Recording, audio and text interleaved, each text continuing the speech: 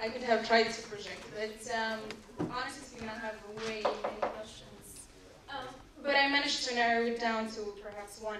And I think if two things that the Arab uprisings have taught us about the world are, first, a lot of barriers have been broken or put down, and that it also showed us how much inequality there is in power distribution, especially when it comes to the double standards you've talked about from the Western world and Western leaders. Now my question is, how far, I think one of the essential things is to reach a point of equal power distribution, be it domestically or internationally, but I'm looking more for internationally. How far do you think are we from achieving this equal power distribution? And is this initiative of Arab-Euro kind of common future a step forward, or it's an empty rhetoric? Okay, Michael, would you like to answer the question? Yeah, I'd like to take the first question. This will be debated all morning, so we heard about this when we were here. So obviously we're keeping up with Egypt where we are. But I'll give you both versions of the views of everybody, and then I'll tell you what I think.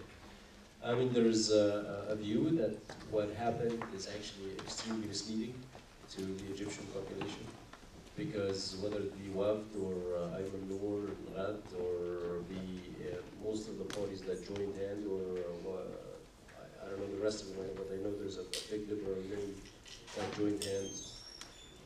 Most of them are incapable of running an election on their own. And the Brotherhood needs to rehabilitate its image, need to appear as a non-isolated group. So the marriage of the two, in my view, misleads the poor people, misleads those who might not. The one thing that we learned, that when you leave the Muslim Brotherhood out in public and they speak on their own, they're definitely messing up everything, and they're losing every support they have. When they just open their mouths and start talking, even uneducated, poor people in Egypt are figuring out, no, we don't want these guys in power. So to come to their aid and to package them in a nice package, you take the oldest liberal party in Egypt and you put it together with the Muslim Brotherhood, and a couple of good liberal names and a couple of so old, non-effective liberal names. I think it's misleading. I also think that given what we know now, there's one good party there, LAD, is an upcoming new strong party, which part of my disappointment that they joined this group. What they did in that coalition as well is they left the rest of the liberal parties, that actually real liberal parties, on the outside on their own. One of the problems for these parties is a party that's led by a Christian figurehead. And it would be easy to attack this party, and hence that party is going to go in a coalition as well with the other three parties that are left. So it would be easy to attack those liberal ones as whatever name, and it would be easy to attach the label of religion to this whole group. So I think leaders that signed on this deal, I have known some of them, and I've sat in private meetings in the first week of the revolution, and I could tell there's this communication, this coordination with the Brotherhood as well from way back then. I think they're making these deals for just trying to get as many seats as they can. They think rather than having to fight the Brotherhood for every seat, they can just have this agreement. The Brotherhood get what they want. They get some seats. They're probably not going to get, if they go on one list, they're not going to get, all of them combined, they're not going to get as many as the Brotherhood gets. But it doesn't really do good for Egypt. There are another views here that says, well, maybe this is a sign of maturity, and if you can't beat them, join them. So maybe we all should join the coalition that has the Brotherhood and try to gain some more seats this way. But I just look at it as compromising your principles. I mean, if the Brotherhood wants to show that they're really becoming this liberal thinking, forward-thinking party, they wouldn't have come with just as late or as yesterday, coming with new press quotes about they're still insisting that Christians and women should not be elected presidents. I mean, this is the simplest thing. And one of them, both of them probably will not happen in Egypt for another 10 or 20 years. But it's the principle that they have. So they have this principle of discriminating against the rest of Egyptians, yet they still want to appear that they will run the country. So on matter of principle, I would have rather all those parties not have joined hand with them. The sad, and the last point, the sad fact about this is there's Hizb Noor, with the Light Party, which is actually made of the Salafi's, who terrorized the Egyptian people in the last 2 months on the streets and everywhere else. And this party is in that coalition. So under this umbrella, you're actually electing people to power that should not be there, and if they're left alone, like this party, you're not going to get much, because their numbers will know. But now they're in the middle of the coalition, you can have some seats here and there. So it's completely misleading, and in my view, it's not very helpful for the revolution at all, and it's not very helpful. Satisfied, we will not help them. Play your role. So play our role. And we are waiting. Now, we did our best. We will see. If our best is enough, you will see, as like us. If our best is enough, you will see that things will change. And things, I can see that it change. But if we didn't our best, if we did, or our best was not enough or something like this, also we can monitor this and evaluate. But I believe, from the meetings, from the workshops, from the interest shown, I believe that things changed. I believe. I can assure you that things changed. Yeah, was it Milan? In 2007, I have been a delegate in the Euro-Mediterranean Youth Parliament. And then all the talk was about the Barcelona process and all the different baskets and all the different agreements.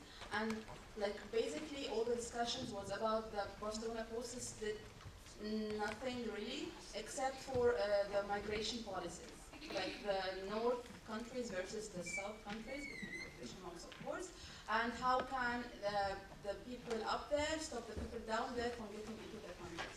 So that was basically it. And now having all these context in mind, and of course your question, I think this whole process should be perhaps revisited. I mean, if we are not reconsidering it now, I don't know when we will be reconsidered. And I don't know if that, like, it's just another question added to your question. Not really an answer. Manal, did you have a comment? Well, I did understand from your question that she's saying that there are sort of certain values that are conflicting with other values, I mean, within the Europe and Arab countries, something like this? Not value, more power distribution. Oh, okay. Okay. Arab, Euro, trying to achieve this. Okay. I will tell you something I learned from the revolution even. I will tell you something. The thing is, first of all, as you see, we had already now a workshop between each other. We're cooperating. We're trying to have some sort of solution to even to Egypt, to the present situation in Egypt. Okay. But the thing is, from the revolution, at the beginning, we didn't have anyone with us. True. Like we stood in the square. The whole world were against us. After a while, okay. The people, I'm not speaking of the government, because that's why I wanted to tell you this. In my opinion, I always separate between the government and the people. I just mentioned a while ago that the people, I spoke with my friends from the European Union, they were pro-us, pro the revolution, and they were encouraging us to go for it. Although, for example, Germany at the beginning, they didn't do a statement. They were a bit against the revolution. Even, not United Kingdom, all of them a bit at the beginning were a bit, having this kind of neutral situation. But actually, if you have the desire inside of you to do something and to share people your value within, the people, I learned from the revolution that the people are the power of the government, not vice versa. I just say this until now, in Egypt even, when people started lately to get a bit scared from the military. I just remind them always, guys, we are the government now. We're the people, we control our future, no more. People died for this, and we're going to continue the path. So the same thing, in my opinion, with the same situation, like the power thing. If we want, as the Arab nation and as Egyptians, to get like, I wouldn't say oppressed, but to get control from the whatever, not only the European Union, from any kind of entity around the world, we do this to ourselves. But if we refuse this, then we have equity in power. Yeah. Thank you. We take one last question. Yeah. There has been two keywords here tonight, and that is freedom and dignity. And it's related to democracy, Western democracy. How do you relate this to the religion? We are three monotheistic religions. We have Muslims, we have the Jewish, the oldest one, and the Christians. They have some substance in common. How do you relate this freedom and dignity to God? When we are in Sweden, we are secularized. We always talk about that. I have been working for and started a dialogue between Jewish and Christian, started in '79 here, and I'm involved in dialogues, Muslim, Jewish, and Christians. And I have good relations to Palestinians in Gaza and in West Bank, and to Jewish. How do you think about what Sadat